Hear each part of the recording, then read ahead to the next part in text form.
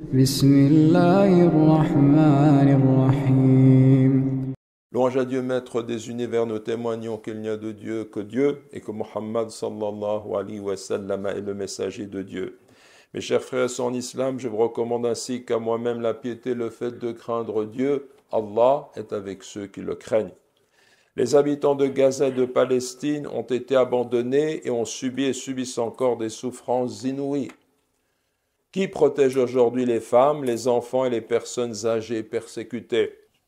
Qui vient à leur secours alors qu'ils sont massacrés de la façon la plus atroce? Allah, exalté soit-il, nous a fait savoir dans son noble livre que le combat entre les forces de la vérité et de l'imposture durera jusqu'à la fin des temps. Il nous a montré clairement quelles étaient les intentions des ennemis de l'islam et des musulmans.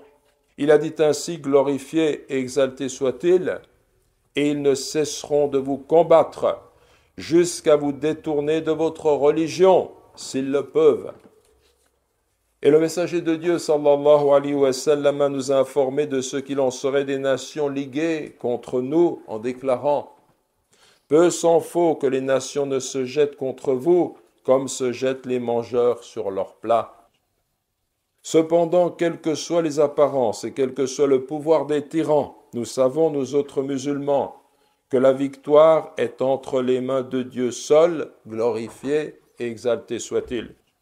Quelles que soient les apparences, et quand bien même certaines personnes dans le doute viendraient à penser que la lutte est perdue, la victoire et le secours de Dieu s'annoncent clairement pour ceux et celles qui s'en remettent à Dieu, el-mutawakkiloun. Dieu, à lui la puissance et la majesté, dit « C'est en Dieu que les croyants doivent placer leur confiance. » Dieu vous a donné la victoire à Badr alors que vous étiez bien inférieurs. Craignez Dieu donc. Peut-être seriez-vous reconnaissants ou bien afin que vous soyez reconnaissants. Mes chers frères et sœurs en Allah, parmi les plus beaux noms de Dieu, il y a El-Wakil, le garant, le gérant, l'intendant, celui à qui l'on se confie, à qui l'on s'en remet. La qualité divine qui accompagne ce nom doit te conduire à ne t'en remettre qu'à Dieu seul. Celui qui atteint ce degré de spiritualité ne peut en aucun cas être vaincu. Au contraire, Dieu lui apporte son secours du fait de sa toute-puissance, au-delà de laquelle il n'y a pas de puissance. En cela, l'exemple des prophètes, Dieu les couvre de bénédictions et de paix, constitue pour nous un modèle édifiant. Voilà Abraham, Ibrahim, paix sur lui. Son peuple le jeta dans le feu. Il dit, Dieu seul me suffit et il est le meilleur garant. Hasbi Allah wa ni'mal wakil. Dieu le sauva des polythéistes astrolâtres et fit qu'il devint un homme illustre jusqu'à nos jours et jusqu'au jour de la rétribution. Et voilà Moïse, Moussa, paix sur lui. Devant lui, la mer. Et derrière lui, Pharaon et son armée. Les compagnons de Moïse dirent, « Nous allons certes être rejoints. » Quelle fut la réponse de Moïse? « Que non, j'ai en vérité avec moi mon Seigneur, il va me guider. » Une confiance totale émanant d'un noble messager. Et voilà notre prophète Muhammad, sallallahu alayhi wa sallam, alors qu'il était en compagnie d'Abu Bakr, radiallahu anhu, cachés tous deux dans une grotte, poursuivis par les polythéistes mécois. Ces derniers sont à deux doigts de les voir et de les repérer. Qu'a dit le prophète dont la confiance en Dieu était sans limite, sallallahu alayhi wa sallam? Ne t'afflige pas, Allah est certes avec nous, la tahzan, inna Allah ma'ana. Ainsi, mes frères et sœurs en islam, il se peut que les musulmans subissent une situation de persécution telle que certains parmi eux finissent par dire « Nous sommes vaincus. Toutes les portes sont fermées et nous ne pouvons fuir. » Mais ceux qui sont enracinés dans la foi et le fait de s'en remettre à Dieu affirment au contraire « Toutes les portes sont fermées, sauf la porte d'Allah. » Subhanahu wa ta'ala.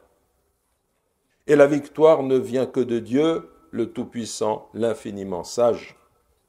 Al-Bukhari et Muslim rapportent d'après Al-Mughira ibn Shu'ba, que Dieu soit satisfait de lui, que le prophète sallallahu alayhi wa sallam a dit un groupe de ma communauté ne cessera de l'emporter jusqu'à ce que leur vienne l'ordre divin, alors qu'ils l'emportent. Et dans une version rapportée par Muslim, un groupe de ma communauté ne cessera d'être établi par ordre de Dieu. Ceux qui les ont abandonnés ou se sont opposés à eux ne sauraient leur nuire jusqu'à ce que vienne l'ordre de Dieu alors qu'il l'emporte sur les gens. Et dans la version rapportée par Ahmad, d'après Abu Umama, un groupe de ma communauté ne cessera de se tenir à la vérité, l'emportant sur ses ennemis et les dominant. Ceux qui s'opposent aux membres de ce groupe ne sauraient leur nuire, sinon en leur occasionnant de dures conditions de vie et de la gêne, jusqu'à ce que leur vienne l'ordre divin alors qu'ils sont dans cette situation. On demanda au messager de Dieu, où sont-ils? Il répondit, sallallahu alayhi wa sallam, à la maison d'El-Maqdis et dans ses alentours, c'est-à-dire à la mosquée El-Aqsa et dans ses environs.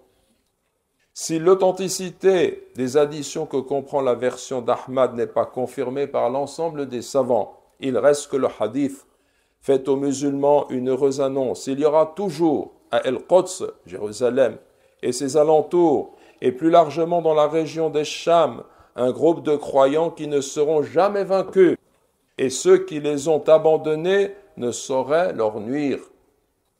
Il ne convient donc pas, mes chers frères et sœurs, que nous soyons touchés par le désespoir devant la force des tyrans et la trahison des dirigeants qui ne sont pas venus au secours des habitants de Gaza et de Palestine. La victoire va venir par la volonté et la permission de Dieu. La victoire ne peut venir que de lui, le Tout-Puissant, l'infiniment sage, et à lui nous nous en remettons. Nous demandons à Allah subhanahu wa ta'ala de faire en sorte que nous soyons au nombre de ceux qui se confient entièrement à lui. Allahumma amin.